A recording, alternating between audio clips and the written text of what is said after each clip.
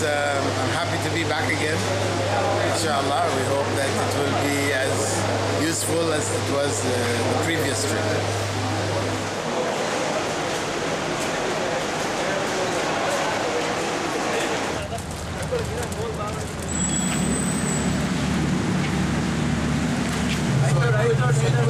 I